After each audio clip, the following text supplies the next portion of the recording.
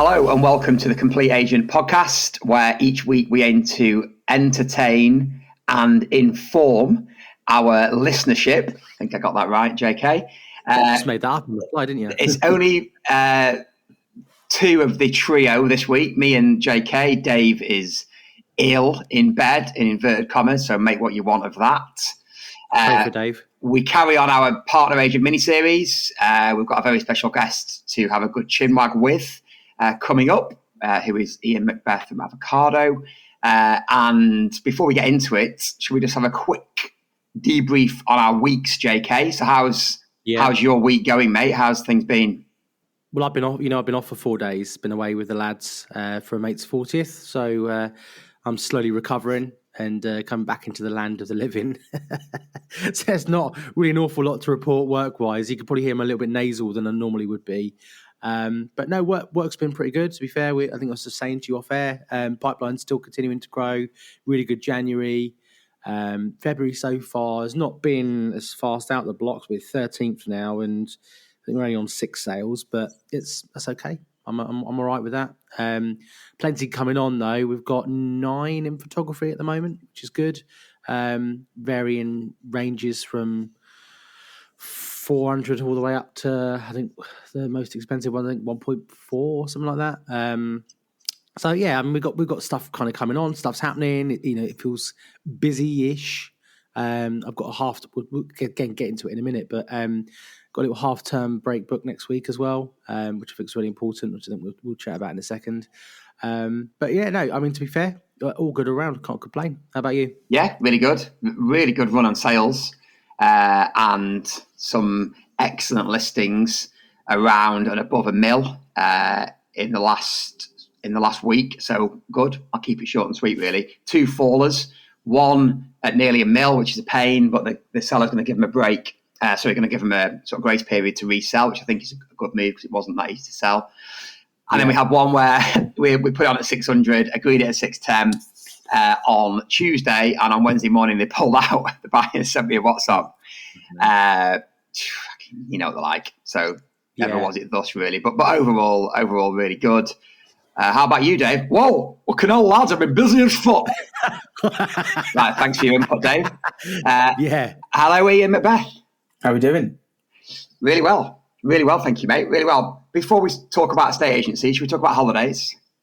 Yeah, holidays. Yeah, we all need some sunshine, don't we? I was just saying off air. I think what kind of started it before we all kind of jumped on was that how I've realised for me how I need a reset. And I've said this before, but when you come back, because you know what it's like, you go. We had Christmas. I feel like we went really hard for 6 weeks after Christmas, coming back in January. Been relentless, and I've had 4 days off of, albeit with the lads, so not really a proper break as you would like, on a sunbed or whatever. But even just coming out of work for 4 days and then stepping back in, I do feel weirdly recharged in a lot of ways. Although I've got no right to feel so, but less said about that, the better. It's mental. But yeah, it's the mental aspect of it, isn't it? You're switching off from your day-to-day graft, the day-to-day grind that is a estate agency, and you're allowing yourself to be jovial, have a couple of drinks, be with the boys, bit of banter. It is a big reset. If anything, it's actually more relaxing than going away with the kids when they're young. Yeah. So you've got a couple of holidays booked this year, haven't you? You were just saying off air, yeah, a couple of nice ones booked. Yeah, same as you. We've got a little trip down to the New Forest booked for half term next week, back end of half term. Always trying. I sort of spoke about burnout quite actively on social media because I do burn the candle at both ends, shall we say, with fitness, with parenting, with professional aspect of things. So I'm very aware of the kind of recovery process mentally and physically that's required. So I try and have something of some nature booked in, like pretty much every quarter, if you like, every sort of 12 weeks. And I've got a big one booked in the summer, which is exciting because it's something I wouldn't have been able to do when I was employed. To kind of take a month away, you'd have to sort of take that as unpaid sabbatical, wouldn't you? But with the business that we created and with the infrastructure that we've got now, with the support and the team around, I'm sort of able to effectively go away for a month, and 2 weeks of that I'll probably work from America, because you can do a lot of the stuff these days like we're doing now. We're kind of recording live in different parts of the country. And then the rest of it I'll have as a sort of holiday time. So it's almost like a 5-year anniversary of Avocado reward, if you like. And, nice. And why not do it? Congratulations on 5 years, mate. Yeah, well, it's not quite there yet, but it will be when we go away. And that'll be a nice way to kind of sign it off as like, we've built this and look at the situation we're in now. So, yeah, I think estate agents, I was talking to one of the school mums this morning, actually, on the school drop-off about what we actually do, and people just don't realise. They don't realise like how stressful, how much anxiety is involved in it, the pressure. How to do it properly as well. I think that's the key part, isn't it? Yeah, you need that relaxation. I also think a lot of I always get hassle off friends and family about holidays that I take, but I also think all those people are employed that have that opinion, and they don't have a clue what you actually do and how much time you put into it and how much of your mental capacity it takes up. So I think it's really important. I think the difference on that, Ian, is when you're employed, you finish at 6:37, whenever the last foul, finishes. And then you kind of, you're watching the football or you're chatting to the missus or you pop to the gym or you're seeing the boys down the pub. You kind of switch off. Whereas with us, it's 24 hour. If you're sharing a Facebook post or you're in a WhatsApp group or whatever it may be, you're pretty much on it from the moment you wake up to the moment you go to bed in some fashion or another, whether you're in the office or on an appointment or not, you're still engaged in what you're doing. So a more frequent set of holidays when you are a business owner or you're self-employed, I think is vital because that's your downtime that you've sort of warranted and earned, basically. Yeah, I agree. Some of my best ideas, though, have come from the sunbed, where you chilled out. I mean, maybe not so much anymore now. My kids are a bit more active, but back in the day, you go away, you sit on the sunbed, and I used to like taking a book with me, or an audio book, either or. And sometimes stuff when you can switch off, and the thing is, even though you're away and you are still kind of you're away, but you're there. You're not in the day to day of it, and you can just switch off. And then that's when the magic happens sometimes in your brain. You go, why don't we think of that before? That'd be a great idea. And all of a sudden you come back with, I know I do, I could probably show you my notes app on my phone, how many notes I've made from various holidays or I've been on a plane or anything like that, and just come up with all these random ideas for things I want to implement as soon as I get back, which is quite exciting. So obviously Partner Agent mini-series, you guys are super prominent all over social media. Obviously in your... I suppose in a employer, I mean, not employer, but you know what I mean, in terms of attracting business for agents to come and work with you, but also equally for the members of the public that want to sell their homes with you. Before we go too deep into that, it'd be good to sort of figure out where did it all start? Because where did Avocado just kind of come from? Because you mentioned employed, I guess corporate, and then jump ship, or take the lead. Yeah, so I started in 2003, is when I started a state agency, worked in the gym as a fitness instructor up to kind of 19. On a lunch break, I used to train the HR lady at the company I ended up going to. It was kind of a bit crap being a fitness instructor. You were in early, finish late, really quiet in the day, a bit boring. And she kind of said... So it wasn't a lifestyle business then? Because I don't know if you listened to the pod the other week. But no. So I think one of us said, if you want a lifestyle business, go and be a PT. But no. It doesn't sound like that either. I mean, at 19, you're in relatively good shape. Walking through the local town with fitness instructor on your back was pretty cool. But that was about as far as it went. It's quite good if you were single. I'll leave it at that. But other than that, that was pretty much it. And she just said, "Look, you can talk." Apparently, that's the barrier of entry for estate agents at that stage. Come and have an interview. So I kind of said, "Yeah, why not?" And started at that company. Spent 16 years there. Climbed the ranks from kind of trainee to branch manager. I got to branch manager in just under 3 years of the big flagship office. Then kind of ended up running multiple offices. Saw obviously the 06, 07, 08 kind of height to drop. Learned a lot as a branch manager, as a young branch manager in that period of time. Probably the most educational 18 months of my life. I got we were like market leader, really strong, aggressive, independent agent competing with the Romans Leaders Group at the time, which was just Romans, who were a top agency, and kind of managed to get to that top spot.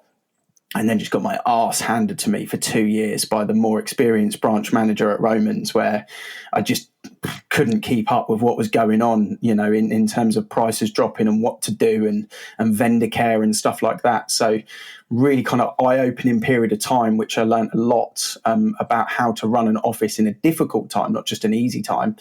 And then ended up being kind of the sales MD by the time I finished there. Used to look after the marketing department, all of sales, all the conveyancing income, mortgage income, built a mortgage business for them effectively.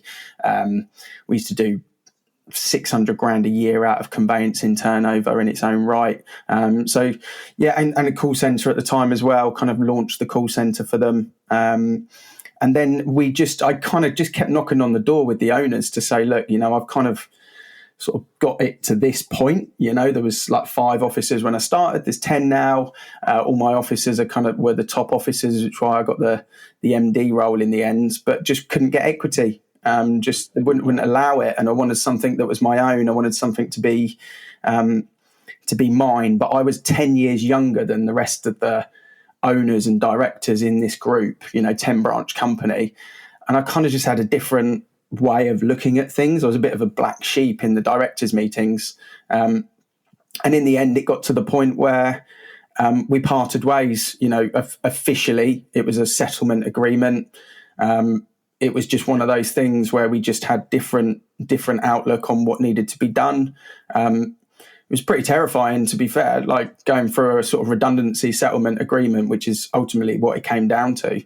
I knew what was going on. They knew what was going on. It was kind of one of those moments where you're like, right, I've been here 16 years, just exchanged on the house I'm in now.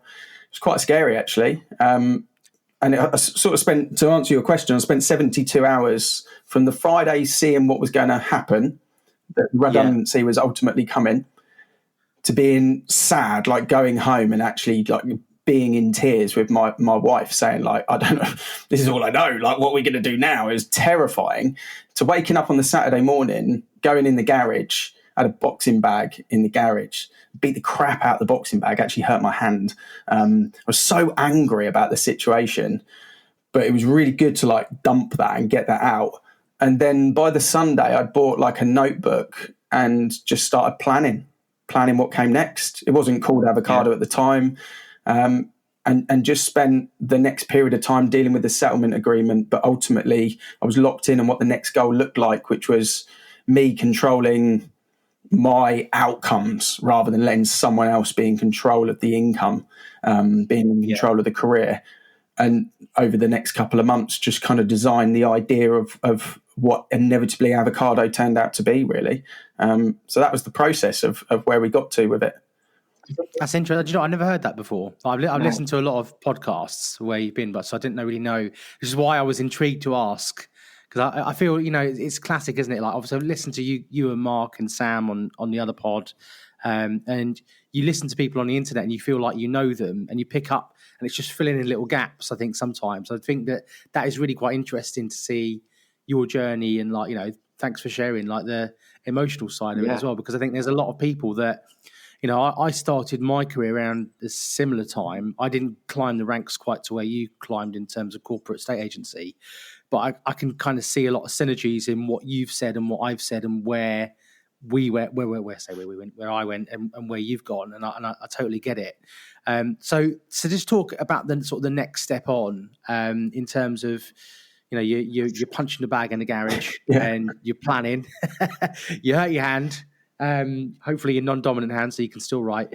And so, where does Avocado? So I guess what I'm intrigued to know after hearing you just speak is what made you go rather than I'm going to start Macbeth and Co up and go for a traditional office. Why did you decide to go partner agency and how did that kind of come about? Yeah, there's 2 parts to it really. The marketing aspect of it, and then the agents and clients aspect to it. I'll put that in the same bracket. And I saw over the period of time that I've been an agent, I've probably done 1,000 interviews, and I've probably done 100 exit interviews over that period of time. When you get to kind of area manager, director role, you're no longer an estate agent. You are a recruiter and a firefighter, and that's ultimately what your job is to do. You deal with complaints and you try and keep the team on track. But I saw quality agents, like really, really top level agents, doing the 10-year window and then going.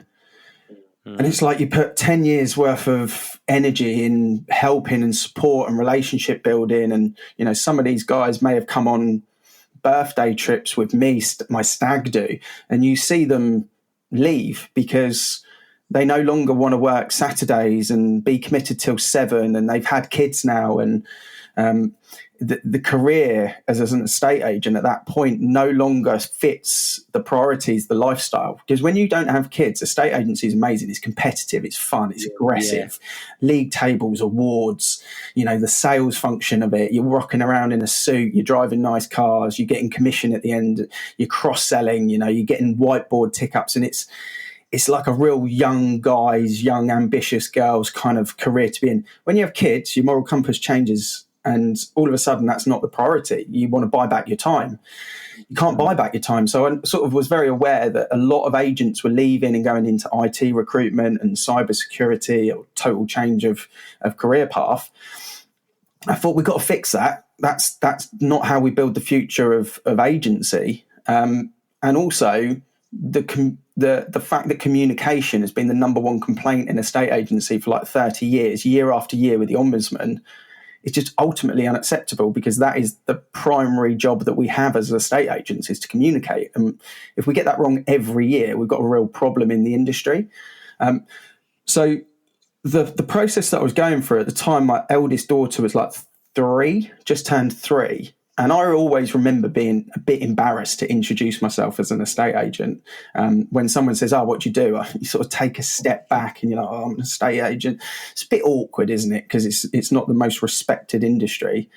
And I just had this thing going around in my head that when my daughter goes to like secondary school, or she's like 10, 12, and she has to say to her friends or other people that her dad's an estate agent, if she's embarrassed of what I do, that is unacceptable. So the process of what I wanted to design was to create a business that ultimately the kids were proud of, the family was proud of. It may sound cheesy, but it is exactly what the moral compass kind of focused me into. So I thought, how do we fix communication, business owner to client service level? That was the goal, because it means more to the business owner. They won't drop down on the communication.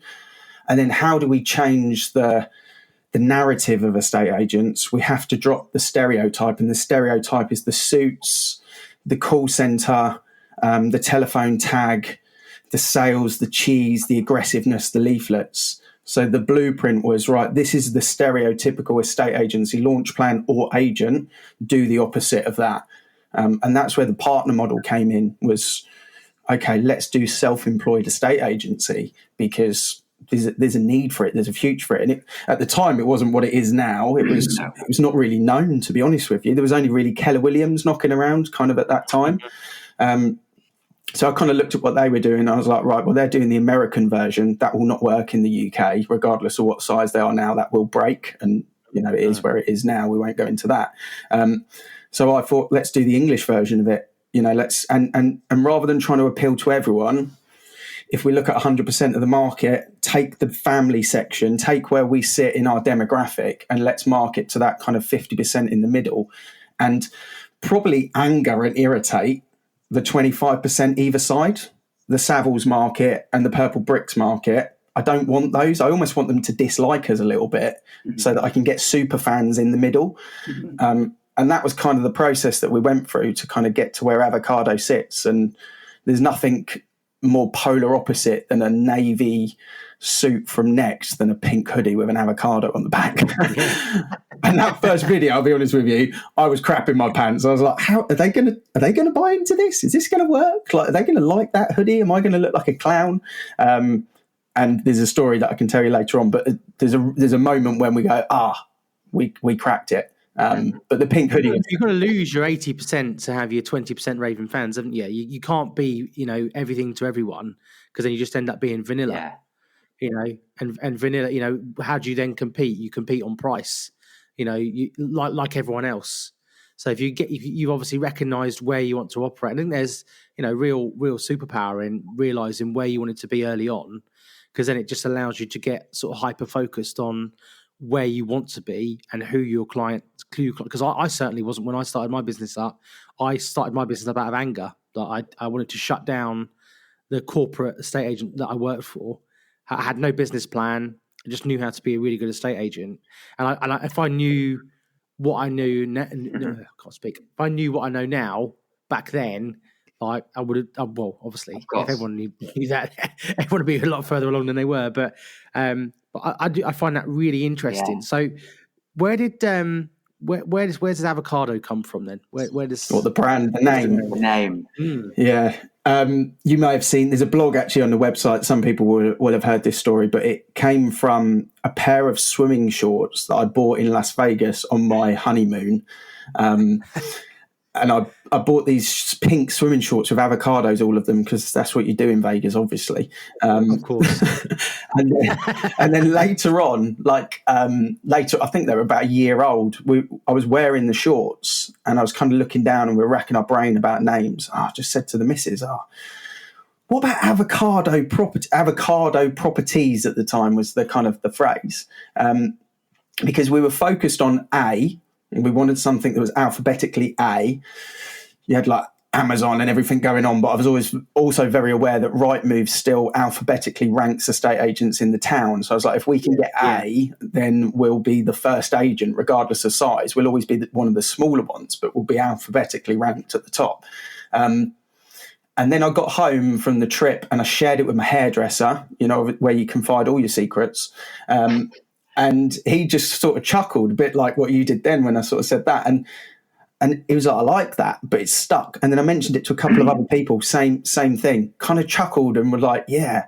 And that's kind of where the name came from. Moved it from properties to property. The branding guy that I was working with at the time designed a couple of logos. Started off with like a brown stone in the middle, and then that quickly moved to the location icon, and then the pink hoodie evolved. The name is, unique and stands out, but I suppose also it's just about developing a brand, isn't it? A quality brand. It could be called anything, really, within reason, couldn't it? We're Stories because it's my name, but we've got a great brand. It could be anything. And what does that mean? It took me a while to come up with our name. James Kendall and Storey. Kendall Estate Agents. Really original. One thing that I'm interested in, because we've spoken to a couple of people now on this little mini-series who are either in partner agency or they are a partner agent.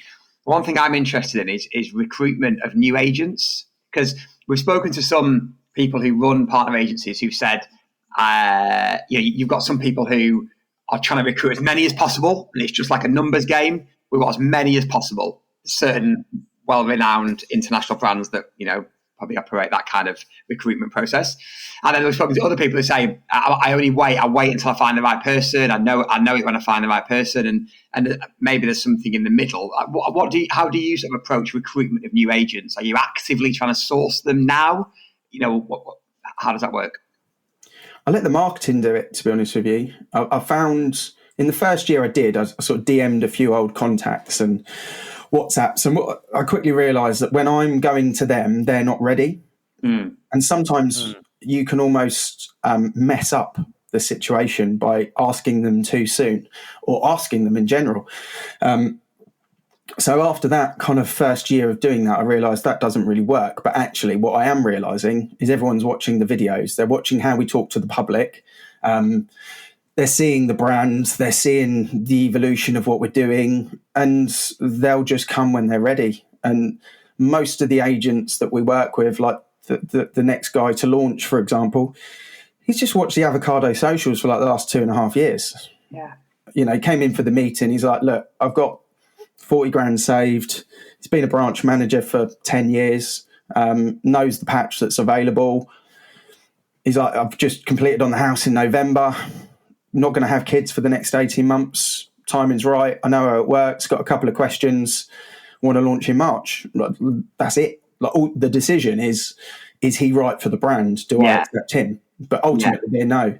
So it's very organic now. It's very DM led. I think we've still got some work to do for people in the country to realise that we can operate anywhere. We're not just like a home counties kind of setup. There's a bit of PR to do there and a bit of work to do there, but typically speaking, it's just an organic DM. I probably meet 4 people that are interested in pursuing Avocado or finding out more.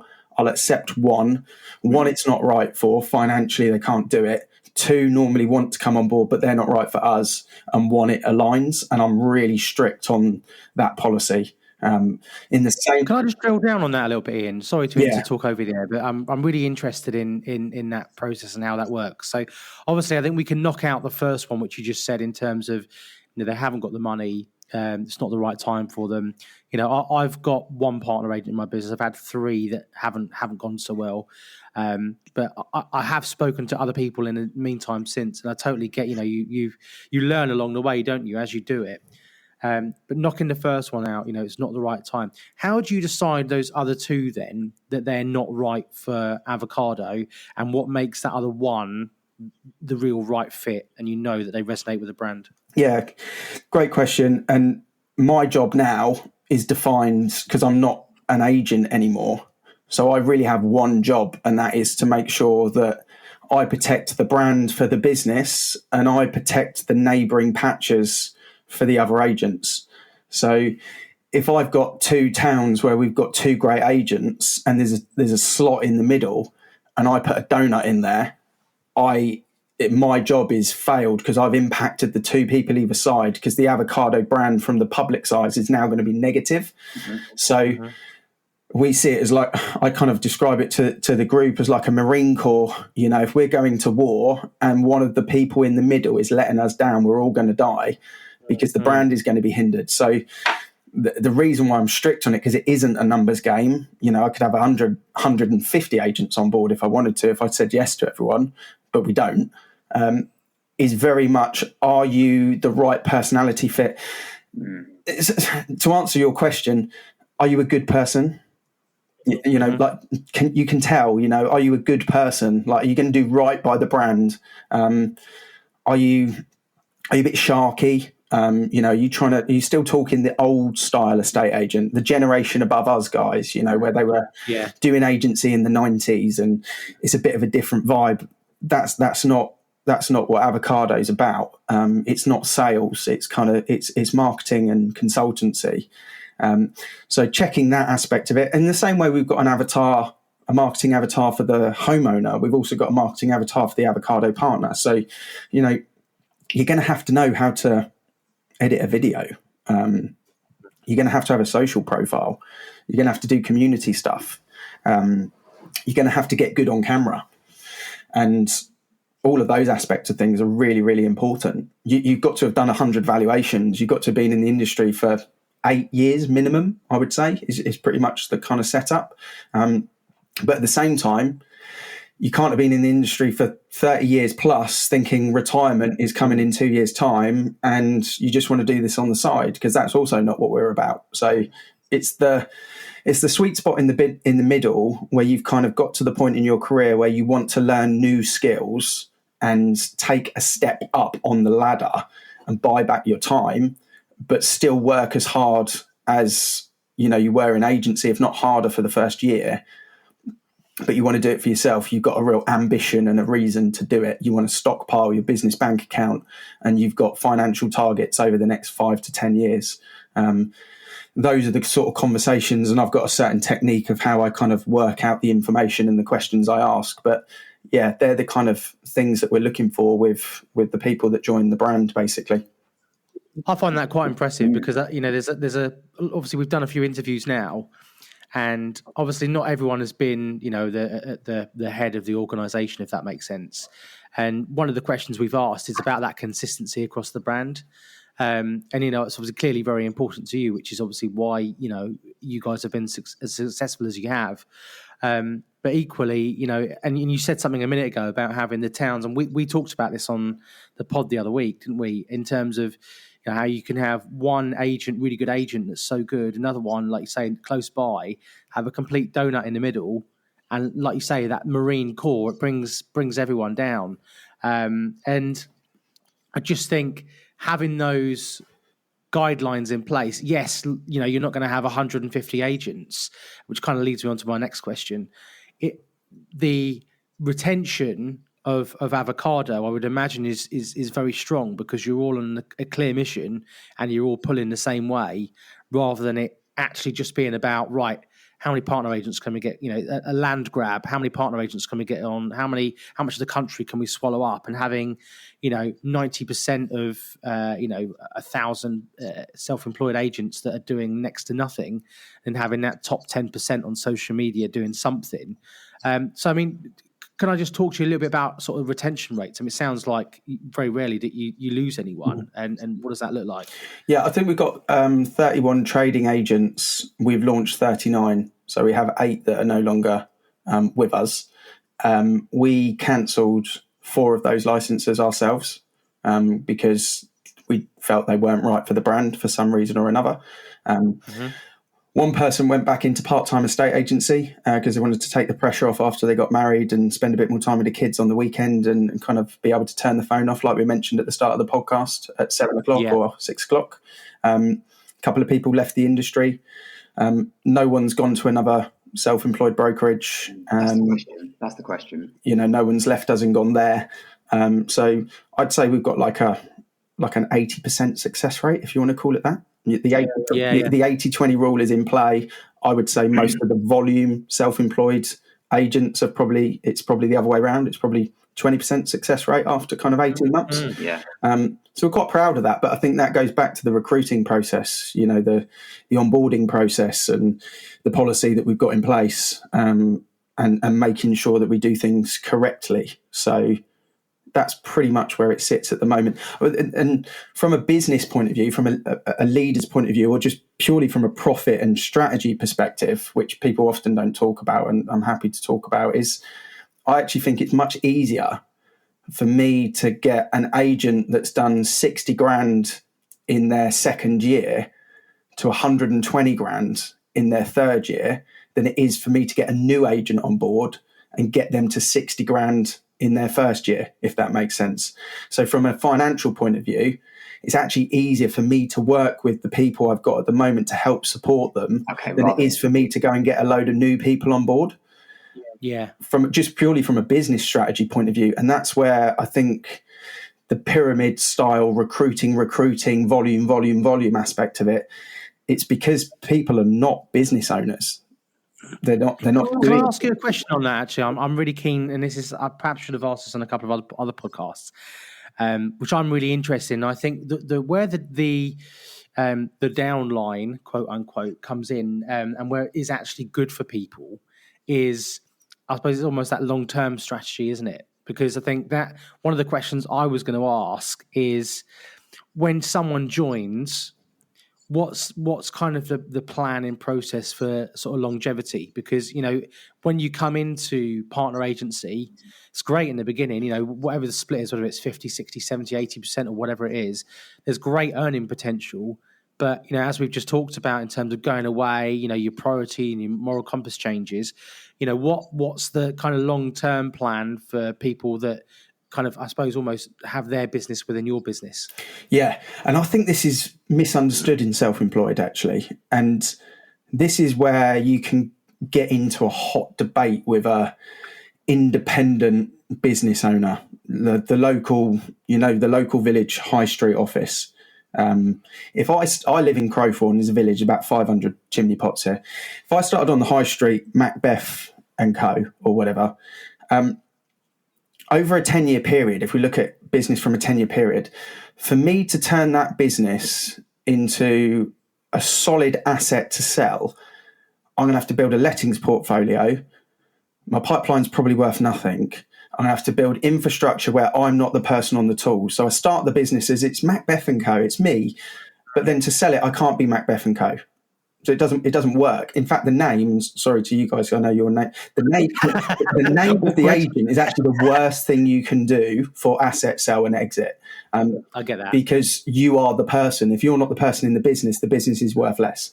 And then you've got to do the cost part of it as well. So, estate agency is high turnover, high cost, low profit. That's the standard way that it works. Most estate agents, if they're working on a 20% profit margin, are living the dream. Most of them are way lower than that because staff is so expensive and bills are so expensive, and you have to do a lot of volume to make a small sliver of profit. So if I did that for 10 years, maybe it's worth 200 grand, depending on my lettings book.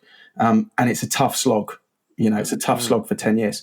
If I'm a self-employed agent in Crowthorne under Avocado or whoever, and I do 100 grand, 120 grand a year across those 10 years, I can tax efficient earn 4 grand a month, stockpile 50 grand a year, have £250,000 sat in my business bank account, zero pressure on cost. It might cost me £1,000 a month to run my business from a marketing point of view. I can build a lettings portfolio at the same time, and I've got £250,000 totally almost stress-free across that 10-year period without having to recruit, train, any kind of get into month, the first of the month and thinking, right, I've got an 8 grand bill here to pay. I don't have any of that at all. The pressure's on the brokerage really to front the costs. My job is just get a house sale in and I'm in profit. One house sale, I'm in profit. Get 2 in, I'm living the dream. So that's the difference in self-employed agency, that you've got to make a decision is, do you want to put your ego and your money where your mouth is into building that 10-year asset sale? Or are you going to be shrewd, live a lifestyle for a business that allows you to live a lifestyle, costs, broadband, phone, cars, all through your business from a tax efficient perspective, and stockpile? Don't spend all the money, stockpile, invest it in the stock market, invest it in buy-to-lets. When the deal pops up in 5 years' time, we go, wow, that's going to make me 100 grand if I flip that, do it. But you're not on your own, you're in a brokerage. So you can speak to other people. If there's an investment deal that pops up, a £3 million land deal, I can put a call into like 10 Avocado agents and raise £3 million in about 5 minutes because they've got it in their business bank account. So that's the difference, that people sometimes they get caught up in the agency part of it and forget the business part of it. It's why profit is the most important thing that any of us can think about when we're setting our expectations and targets. Yeah. So can I ask another question? Sorry, Ian, I know you wanted to jump in there, but so if somebody was listening to this, and because we do get a diverse range of people that listen to this podcast, why would somebody join Avocado? You've got to be in the position where you want to either leave your independent agency because of what we just said, the costs don't work, the stress is too high, and you want to do it on easy mode. You've already built that brand and you just want to be part of a brokerage. You want to be part of something, not bigger, it's the wrong thing to say, but something where you've got a connection, you've got a team behind you. So you either step into that section. That's a big part of the conversations I'm having. Or you've built your career as a branch manager and you're now ready to take that step as self-employed, often because you want to buy back your own time. You want to be in control. You want to do it your way. The reason why you join Avocado, I believe, rather than some of the other ones out there, is because you kind of align with the morals, you align with the brand, you align with the vision. And also, I think we kind of back it up, like without trying to sell it at all. We back it up. Like last year, if you've been with Avocado for longer than a year, the average agent did 119 grand's worth of sales commission. The average agent, not the best, the average. There's no other brokerage around there that's doing those sort of figures. The top guys are doing 300 grand plus on their own. The average agent does 120 after their first year. But also, there is no pressure to train. You haven't got to build a team behind you. There is no pressure to recruit. We've got a HQ that's got a 6-man marketing team, 3 in operations. You've got the full functionality to just be an estate agent, build your business without the pressure of the other stuff that the people at the top want you to do. I think our blueprint is probably a big part of the value, going from launch to what happens in 3 months, 44 point onboarding plan, photo shoot.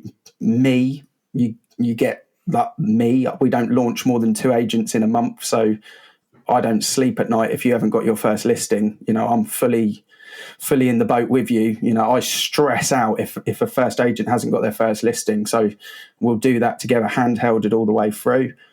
They're the reasons, really. I think people feel it.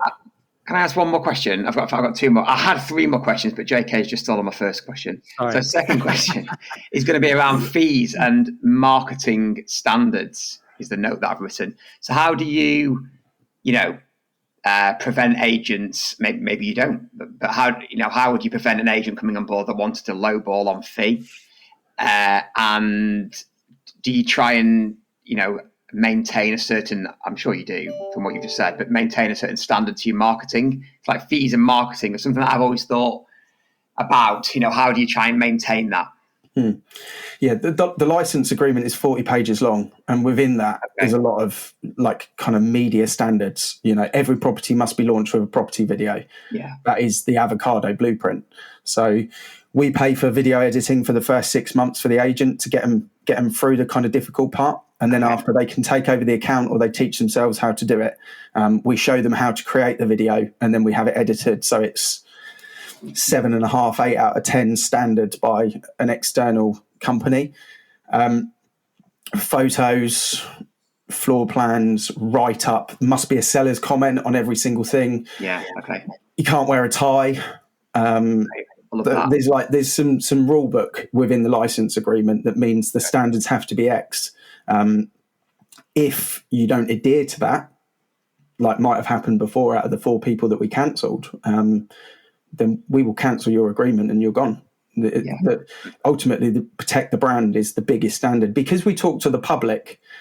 I talk to estate agents on LinkedIn, but I talk to the public on most of the socials. So because we're talking to the public rather than recruiting estate agents, we have to be like A+ standard with everything we do, or we're just talking waffle. So yeah, that's a big part of it. Is the license agreement is our protection to make sure that everyone understands it. But it goes back to the recruiting thing. We don't hopefully bring people on that are going to do that. On the fees we just say from day one, in fact, the story is that when we launched, me and Mike, my business partner, we thought we were going to do first 10 listings at an introductory fee rate. So had this whole idea that we'd launch the first 10 at 500 quid, just to get us out there. And then 6 days after we launched, lockdown happened. So we couldn't list any houses and we hadn't listed any at that point. And then afterwards, 3 months later, when finally the doors opened and we were allowed to trade, me and Mike were like, well, we might as well just start charging full fees now, because we sort of lost that opportunity of kind of doing that. And since then, we never negotiated. It was for us when we were trading as agents, 1.5% on freehold, 2% on leasehold. That's what we charge. And most of the agents that launch with Avocado after their first year are pretty much on the same page. Some charge more now. Some of the ones that are busier are kind of more 1.75, 1.8. We have a kind of unwritten rule that if you go into someone else's patch, another Avocado agent's patch, because it's your close friend has referred you, you call them up, what is your fee in this town? And you do not go below what they've built in that town as a fee. Okay, so it's not ring fenced, but the patch is the patch. So it's exclusive, but you can go into other agents' patches, but you do not label. So how does that work then? My second question was going to be leads and who generates the leads, where they come from, and how you segregate the patch. So please expand. Typically an agent gets 20,000 chimney pots from a postcode point of view in their patch. There's a bit of logic that goes into that. How many agents? What's the average price? What's the average fee in the town? Roughly 20,000 chimney pots. I kind of draw it out through propertydata.co.uk, and then we kind of look at the patch and we agree it. That's yours. It's exclusive. There's no second Avocado agent coming into that patch. if we get leads from HQ, I've got a 200 grand marketing budget this year for estate agents from HQ, Google ads, Facebook ads, etc. So we bang leads into the CRM from headquarters. Okay. They will go exclusively to you. But we do also operate a follow the client policy because it's better for the client. So if you've got my patch, for example, if I'm in my patch and Ian's next door to me and I've got a great house that I've just got a local that wants to buy it and they really want me to sell their property, I'll call you up and say, look, these guys are desperate. I want to use them. Come on the marketing video with me because it's your patch. Put your board outside. Okay. What is the fee you charge there? I won't go below that. And then we almost list it together in the public's eyes, but I handle the client because that's the right thing to do from a service perspective. What about the commission split in that scenario? It's the choice of the agents. It's business to business conversation. I have nothing to do with it. So would there be any obligation for them to do that though? Yeah, like, some of them do. Take it? Yeah, some of them do. It comes down to how busy you are, really. If, let's say I've been going for 3 years and I'm flat out and I'm really core market focused, I've got 9 on the market, say, and 20 in the pipeline, I probably don't want to drive half an hour up the road to go and list said house that I should. So what I'll probably do is I'll call Clint or Dan or whoever it is and say, look, I've got this listing. They want to use us. Can you come with me on the valuation? And then I'm going to kind of hand it over. It's a straight take on fees agreed. Are you happy to intro me 20% of the fee? Right. So I'll either do that, or if I'm a neighbouring agent, some of the agents just have, look, I'll pass you yours, you pass me mine, and it's just a nice kind of healthy relationship. But the commercials of that, I have nothing to do with from the top. It's business to business conversation. I've got a question for you. It's a bit of a weird question to ask, but hopefully it'll go somewhere. What's a question that someone has never asked you about Avocado that you'd like to be asked, and what's the answer? Oh, Jesus. Could have given me that one before. That someone's never asked me about Avocado. What's the exit plan? Yeah. Mm-hmm. And what's the answer to that? VC. Okay. When? Probably around the time I turn 50. How old are you? How old are you? I'm 41. The reason why I say VC, I don't want to sell Avocado to an estate agent because they'll ruin it. No. So we've got a mortgage business. We've got an estate planning business. It does wills, probate, lasting powers of attorney. We've got a surveying business. They all sit under the same holding company. The goal is to build the turnover level to something around 15 million, which will then appeal to a VC, and then sell the whole lot to a VC, which has got the financial power to make all of them go national with the infrastructure that we've built. Nice. That benefits the agents that are there. It expands it, so it's not regional, it's national, maybe global, who knows, one day. But I can't do that. I don't have the financial war chest to do that, but a VC would do. And that also allows me to either operate in it in some fashion or another, or totally step away and retire. I probably won't retire. Do a lot more running if I could squeeze more running in, maybe. I've got one more question just popped in. There's an idea I had in the shower this morning. I haven't briefed either of you for this, but I just thought it seems really apt to ask you this because obviously, shout out to obviously your podcast, the World Class Real Estate Podcast. You've obviously spoken and interviewed a lot of people. The industry, I think, does get a bad rap, and there is a lot of competitiveness between people.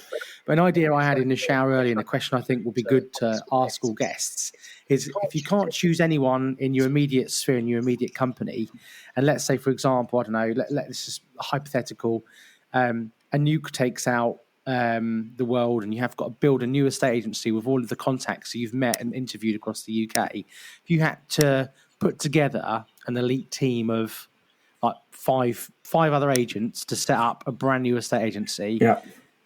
Who's on your team? Who's on my team? But they can't be Avocado. They can't be Avocado. Yeah. They can't be That's Avocado. fair. So because that's easy, because you could just go bish bash bosh done. Yeah. And you don't want to upset anyone either. No, I get that. I would partner up with Mark Burgess, sorry. From Iceberg. From a tech perspective, is that kind of your tech covered, or like ambition, leadership role, understanding of building a business, with similar mindset in terms of no BS, no nonsense sort of approach, future focused, ambitious. So in some sort of function with Mark for sure. I think in terms of like sort of quality, like actual agents on the ground, I've forgotten his name now, from Keller's over sort of Preston way. Michael Bailey. Yeah. I've always followed Michael's journey ever since we started. I just think he's a great agent, great on camera. I think aligned probably in the sort of family morals as well. I think great agent, would love to work with him.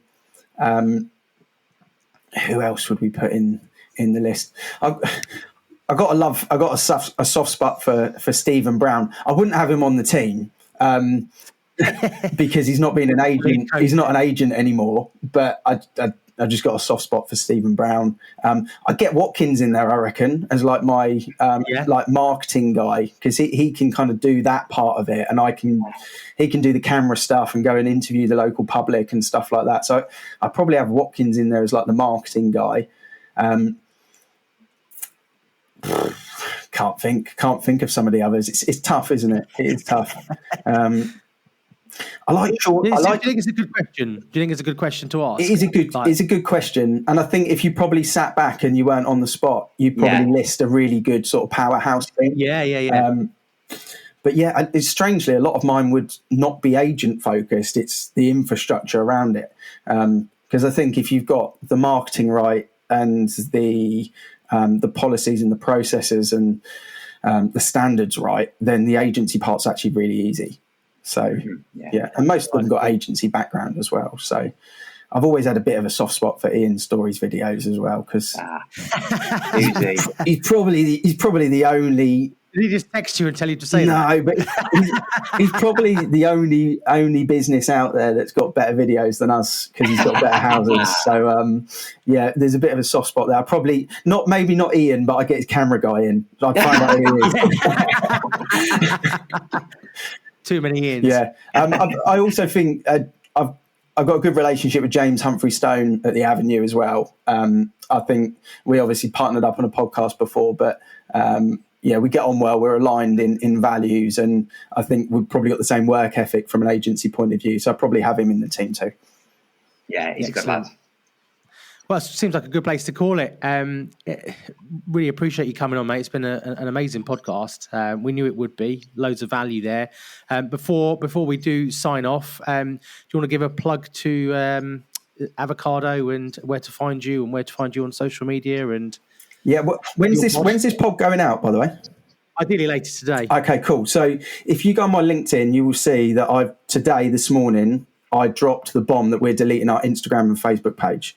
Oh wow! At the point of making and recording this, I've also released the video on LinkedIn that explains why and what we're doing.